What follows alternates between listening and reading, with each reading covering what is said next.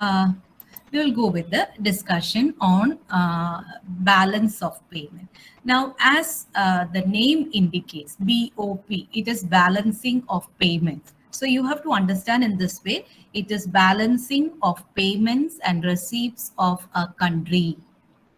That's the expansion, the best kind of expansion to that terminology. That is, it is just an extension, or when you try to balance between your receipts and payments in an international context, taking care of the receipts and payments which you have received through your international trade, international investments, international financing, all these put together, you get what is called as balance of payment for a country. So that is why if I want to understand what is the result of India's activities in an international market, straight I have to look into what is the result or what is the figure that is related with BOP. And maybe you want to ask me from where do I get it? Definitely RBI is going with publication of BOP position of our country from India, okay? Likewise, every central bank is doing that. RBI publishes that in the official report, which is made available on a quarterly basis in the website also. Presently, when we look from the report that's being published, I have also brought into the slide, we are in a unfavorable position where our debit, see the double ending principle, double entry principle is used here also for recording the credit and debit transaction. So our debit is high, indicating that our expenses and outflows connected with international trade is more than the inflows, the credit. So that's a current position, right? So giving this as an introduction, we are going to learn about BOP or balance of payments, right? So this is an introduction to what is balance of payment. BOP represents systematic record of several economic transactions. In fact, all economic transactions that has taken place in a country during a particular period of time. Normally, that is accounting period. During an accounting, that is a financial year. Even though quarterly reports are produced, the consolidated report happens to be in a financial year, which will be taken care by the central bank. Okay, and it's a summarized report. It gives the net story of our activities in the international market. Okay, and as I said, here we go with double entry bookkeeping. Okay, a double entry bookkeeping system where every debit has an equal credit, and every credit of course that occupies an equal, every credit will be having an equal debit. So that's a concept which we go with, and all receipts are taken to the credit side and all payments are taken to the debit side. This is actually all inflows to the credit side, all outflows to the debit side. That is, when we go with the concept of double entry, we know that we also classify that on the basis of type of assets, right? So all expenditures will be part of debit side of our balance of payment, and all incomes will be part of the credit side of our the BOP account. Okay, the statement which is prepared. So in nutshell, in short, BOP is actually a summarized statement of the international transactions from a country context. Okay, then components of BOP or balance of payment can be categorized into two, which includes current accounts and capital accounts. And current account is a country's net income over a period, while capital account records the net changes in the assets and liability position of a country during a particular period due to international trade. So the net income is the change over a period by recording the trading transactions, and capital account is actually the result of your inflows and outflows in the form of capital investments or financing. Okay, and the result of, if you sum total the receipts, the change in your position. Okay, if you sum total that is capital account plus current account, it will give you a zero. Why? Because any surplus or deficit in the current account is matched and cancelled by equal surplus or deficit in the capital account. So the same principle. It's actually your surplus taken to the next part of your statement, which is the first part of your statement is current account. The second part of your statement is capital account. So any deficit or surplus in the capital account is adjusted against, in the current account is adjusted against the capital account. That will be very clear when I show you the format. And the transactions in the current account are recorded in the form in the following way, which I already said. If you have exports noted as credit, then it is credit in the balance of payment. If you have imports, it is recorded as debit in the balance of payment. It's the same, because if you have exports, you earn revenue. If you have imports, you have to make payments. So that's why that is taken to the expense side. Exports being an income, it is taken to the credit side. So this is about balance of payment. In short, it is a summarized statement which talks about the international transactions connected with a country. And in balance of payment, you can see two parts. One talks about the current account. The second one talks about the capital account. Any differences, that is any surplus or deficit in the current account, is taken to the capital account. And that is why the net result is presented as your BOP. Okay. Now, the capital account, of course, I'm just explaining here also. The components of capital account include your foreign investments and loans, maybe investments in different financial instruments like bond, debentures, or shares of other countries, and also the investments which you can make in different countries, different locations across the world, and also the financial assistance which you have received or you have given to different international participants. So all these that will be brought to part of capital account, whereas current account, it takes care of the trading affairs, the buying and selling of goods, and that is tangible and intangible services. So this is about capital account and current account. And a surplus in capital account means that there is an inflow of money. Yeah. And a surplus means you have more inflow when compared with the outflow, because inflow minus outflow, which also will be very clear when I'm exhibiting the statement. And deficit means your outflows are more than your inflow, which is not a good condition from the perspective of a country. It is not a favorable condition. So this again is the net result of adjusting that statement. So this is actually the India's major item, the consolidated balance of payment that has occurred recently, that got published recently. You can see the date in which it is being published. It is there available. You have the total. Suppose if you want to really understand the trend of India's balance of payment, you just have to take these reports for the last 5 years or 10 years. Things are very clear. So that is why RBI is publishing it regularly. And this one, as you can see, the first part is, as we were discussing, the current account, right? The current account. The second part of it, you can see the capital and financial account. That is, capital and financial account talks about investment and financing.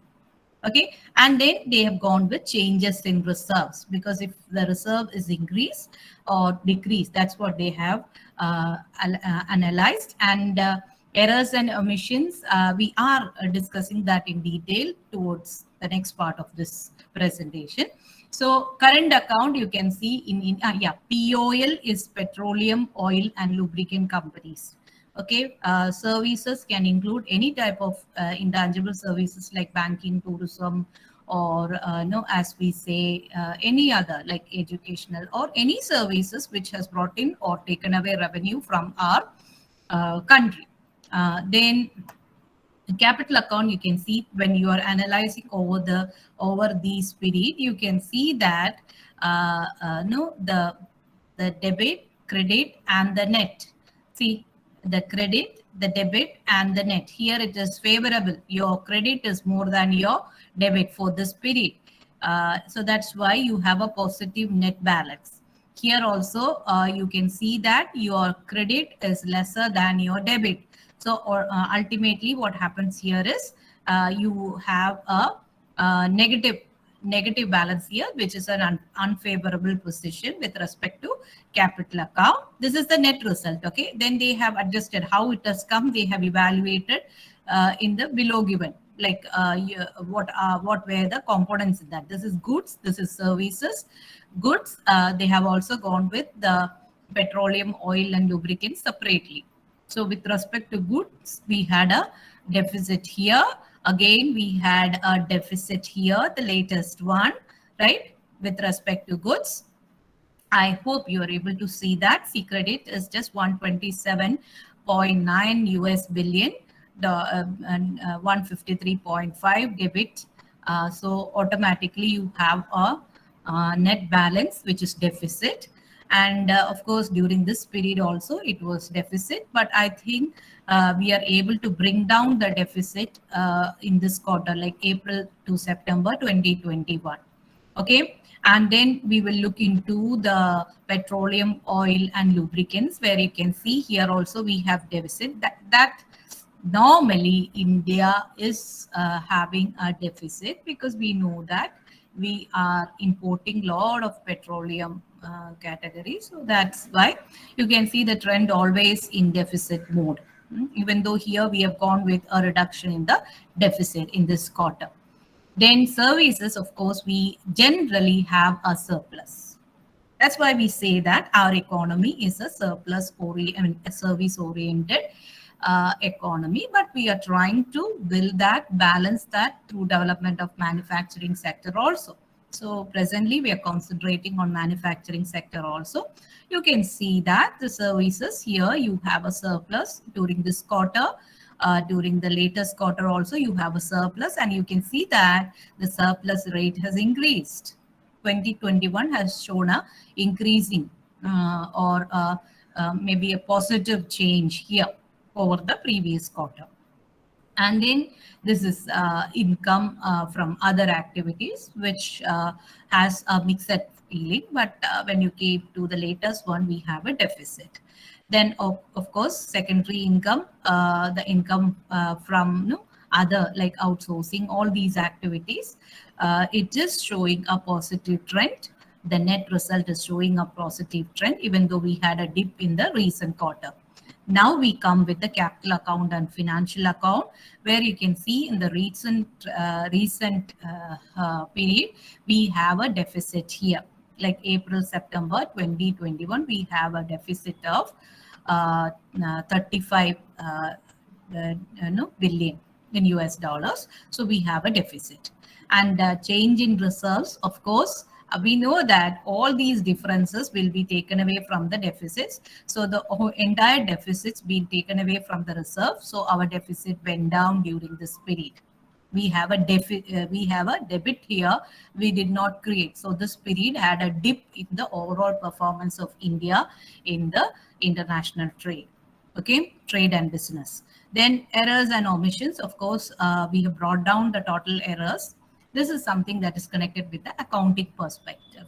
There can be differences due to period of recording the transaction, because since it is an international transaction, the contextually when the transaction happens, maybe you don't get the actual vouchers or receipts. So accordingly, there can be differences in the date of recording the transaction, and these differences can result in errors and omissions. But that will be adjusted when you are going for the annual performance report, annual statement of balance of payment.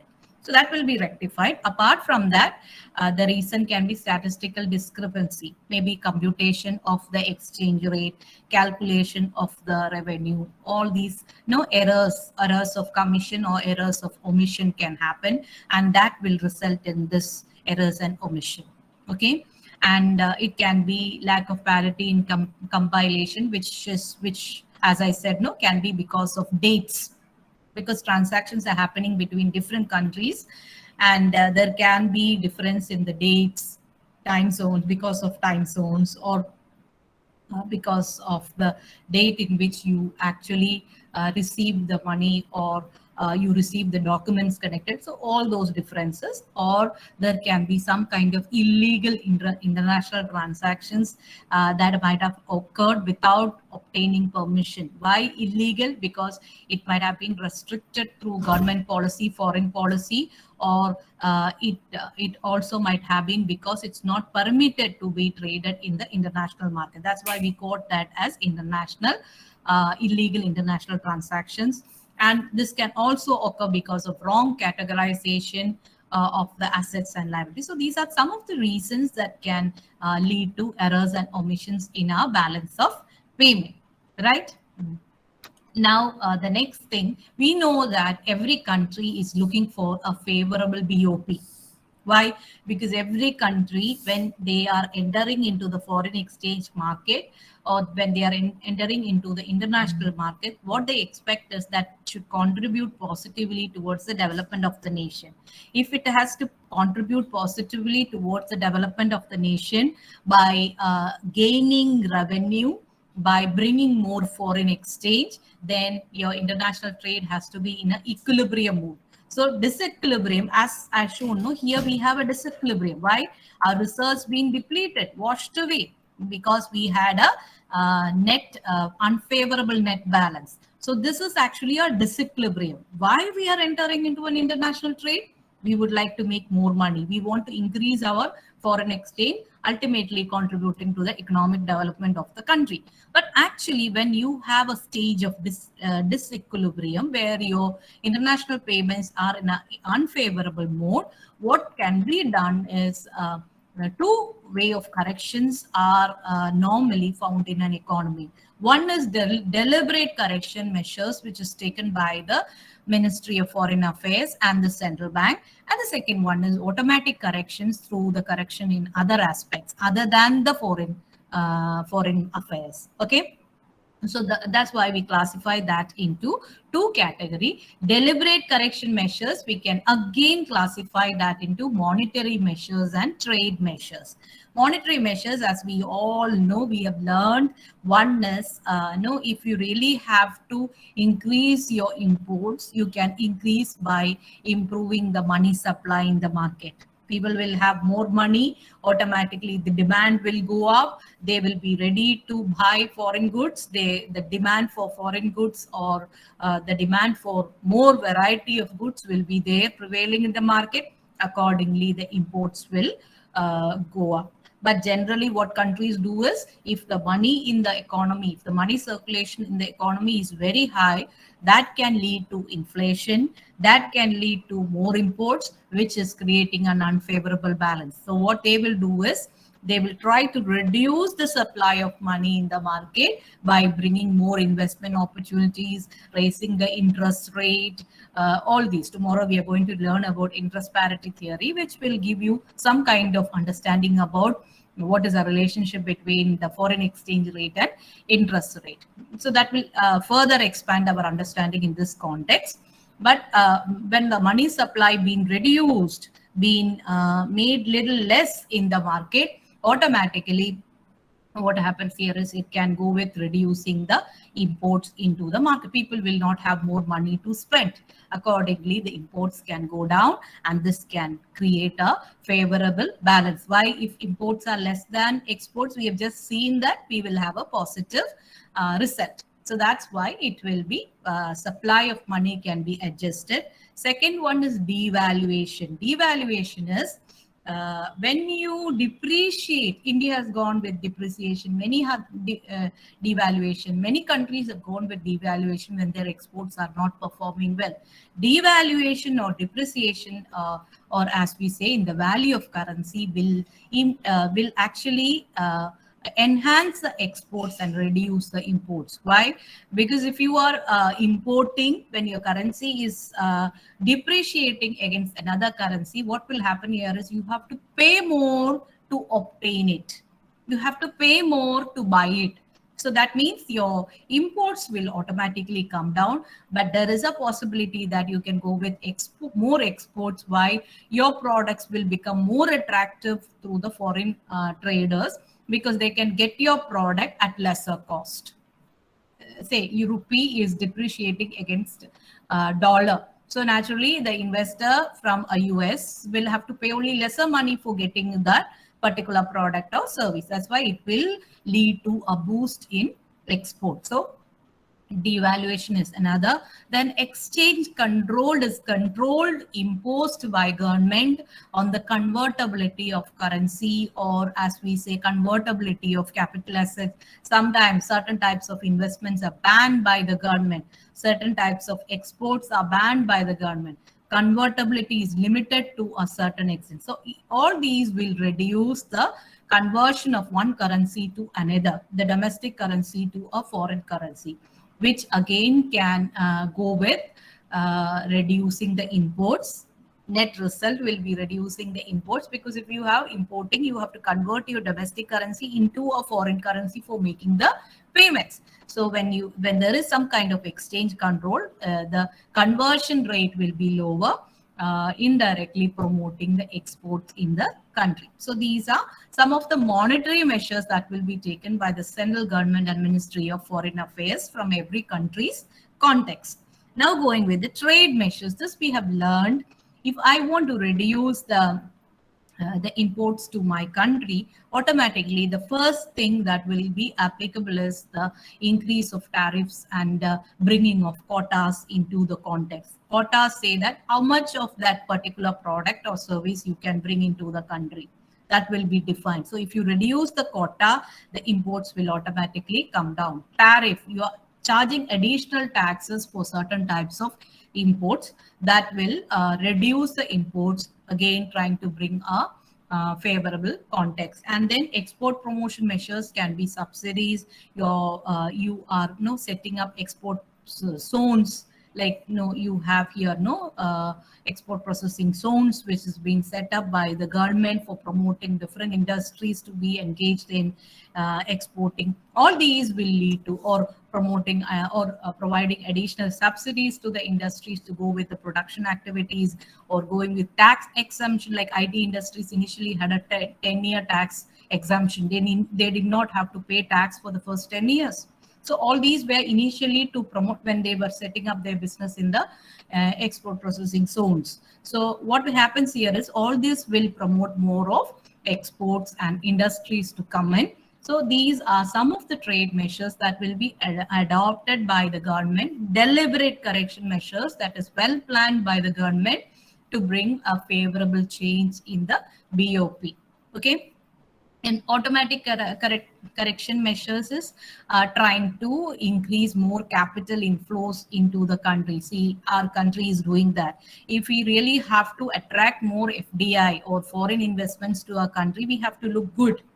Our country needs to be stable with political, legal, and other financial aspects. We need to project like that. So our government is trying to bring stability in the markets, ensuring more security and safety to the investors, more flexibility to the investors, so that will increase the capital flows to the country.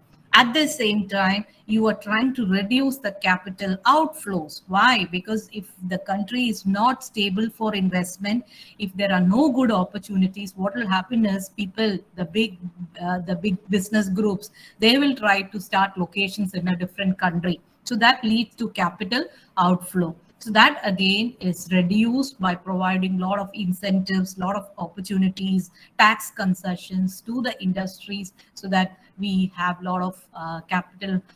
We are reducing the capital outflow, and we are creating more industries within the domestic location itself.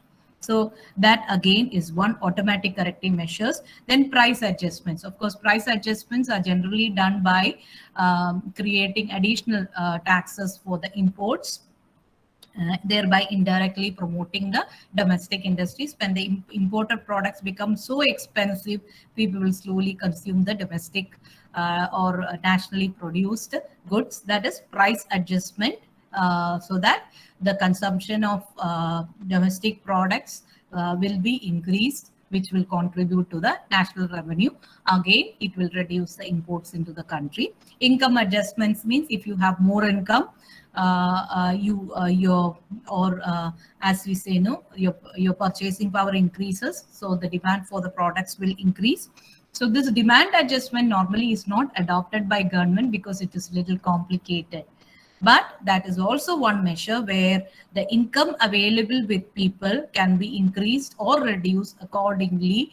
As what market needs. See, if you have a surplus in your balance of payment, what happens here is a lot of your production activities are wasted. So you need to go with a lot of exports, right? If you have surplus in your production, so automatically government will be adjusting in such a way that they will try to increase the domestic consumption also through income adjustment. Now this is a period where a lot of countries are facing the problem of exporting their products to different countries. It's not possible. So ultimately what they can do is they can increase the domestic consumption. One way to increase the domestic consumption is they can increase the revenue available, or the free savings with people, which they can use for the consumption. So if people have to have more money, their income has to increase. So that income adjustment can be done, and this might be thought as a remedy by many of the developed nations, because they have enough of capital, they do not have financial constraint. So such countries can think of bringing income adjustment in order to increase the local consumption, in order to improve the purchasing power of people. So these are the corrections for disequilibrium in a BOP. Disequilibrium in your BOP will happen when your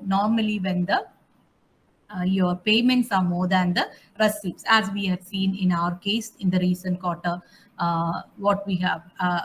What we face is our payments are more than our receipts. So these measures can be categorized into two. One is deliberate correction, another one is automatic correction. Automatic correction is a way of indirect corrections brought in through other measures, whereas deliberate corrections is directly hit to bring a change in the foreign exchange, okay, either by discouraging imports or by encouraging exports, right?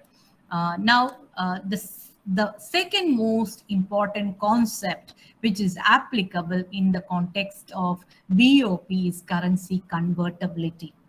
Now we talk about capital convertibility and current account convertibility after this. Currency convertibility, as I have rightly put here, it is the process of converting the currency of a country to a global currency accepted by many of the countries in the international trade. See, conversion of Indian rupee into dollar is an example. That's currency convertibility. So this convertibility is very much required to proceed with international trade. Now, when we look in, we can say that India has current account convertibility and partial capital account convertibility. Now, what is current account convertibility? Is converting Indian currency into any foreign currency for the purpose of making payments for your trade and services. Okay, so that is connected with trading of services and goods and services. So converting Indian rupee into any currency for the purpose of trading in your goods and services, that's what we call as current account convertibility. Whereas capital account convertibility is converting Indian currency into another foreign currency for the purpose of making investments, for the purpose of making different investments in the form of debentures or bonds or in the capital market, all these. So for that, or maybe buying assets in a foreign country, for that we have partial capital convertibility. We cannot go and buy or take or deposit money, or as we say, in some investments, in some property across the globe without getting permission from our Ministry of Foreign Affairs. We have to obtain the permission, and there is limit or restrictions with respect to such investment. That's why we say that we have partial capital convertibility. So first we discussed about convertibility. That's nothing but currency convertibility is converting one currency into a foreign currency, Indian rupee into dollar as an example you can consider, or into pound sterling as an example. So in that you have two types of convertibility. One is current account convertibility, another one is capital account convertibility. Current account convertibility means the freedom to convert domestic currency into foreign currency and vice versa for the trade in goods and invisibles or goods and services. Invisibles means maybe some kind of services or transfer or income from investments, all these like dividend, or as we say, maybe interest, all these. So current account convertibility, individuals and entities can convert the currencies in the foreign exchange market. Of course, here also you have to file permission, which we have learned how an importer or exporter registers for the trading activity with the government of foreign ministry. So that is applicable here, but we have more or less full convertibility with respect to this current account from the context of India. Because we can buy or trade in goods and services without having much restrictions. Maybe you have suppose there are certain goods that are restricted to be traded in the international market. All those restrictions happen, but in the permissible category, there is no further restrictions. Only thing is that you have to get prior approval. That's all. So that's current account convertibility. But capital account convertibility is freedom of foreign investors to purchase financial assets in India, or domestic citizens to purchase foreign financial assets. Here we have restrictions. It's not free. We cannot go and purchase assets or property or any other financial assets anywhere in the world, same as foreign individuals also. There is restriction with respect to such investments, taking care of different nature of the assets. Each asset, there are different rules which is connected with that. We are not going detail into that. We are just giving an introduction to what is capital account convertibility. So that is why we say that India is having a partial capital account convertibility, that is a convertibility with certain restrictions. I cannot, if I have money, I cannot go and purchase assets anywhere in the world. I have certain limitations. I have to obtain prior sanction for my investment. I have to disclose it before the governmental bodies, get the approval, and then go with investments. So that's what we call as capital account convertibility, which purely talks about investment in equity or bonds or property, or investment in other types of assets, intangible assets like acquire ownership for an overseas firm, all these things.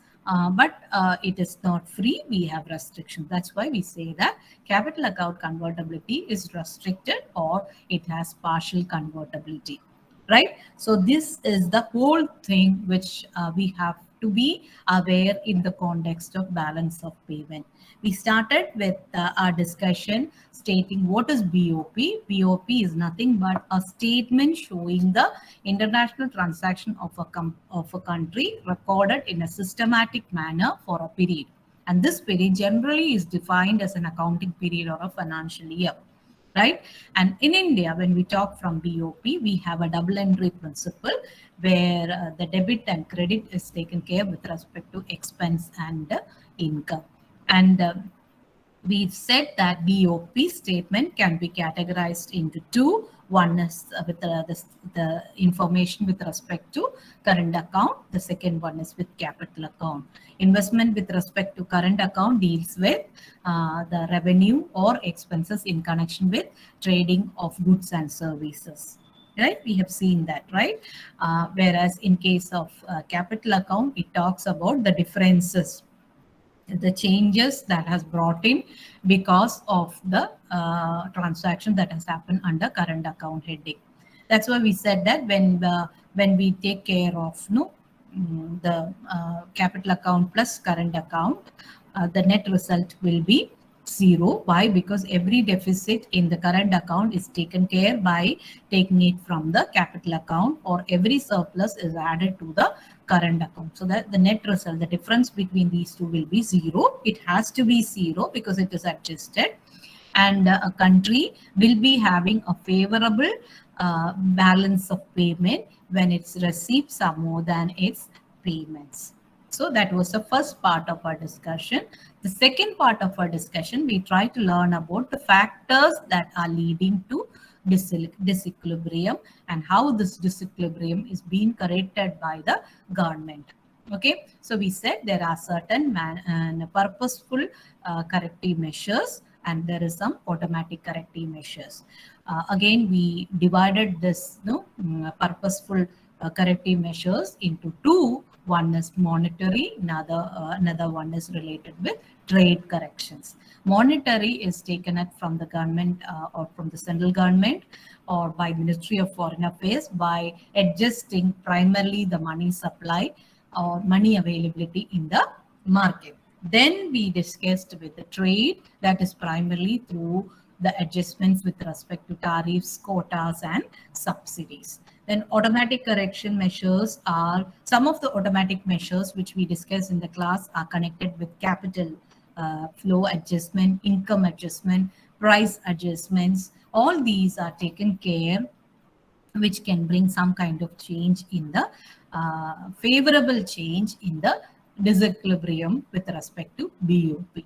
Okay, and the next important part of our today's discussion was about convertibility. We talked about convertibility as converting domestic currency into a foreign currency or vice versa. Generally, convertibility, when we speak from the country's perspective, it includes two. One is current account convertibility and second one is capital account convertibility.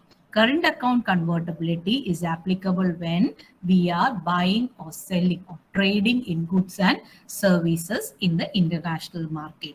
And from the Indian context, we have more or less full current account convertibility because we are free to trade in goods and services that are permitted by the foreign ministry under the goods to be included, and there is a comprehensive list that has been provided by the government, which is revised from time to time regarding the goods that can be imported or exported to a country, the categories. Okay, that's been published from time to time.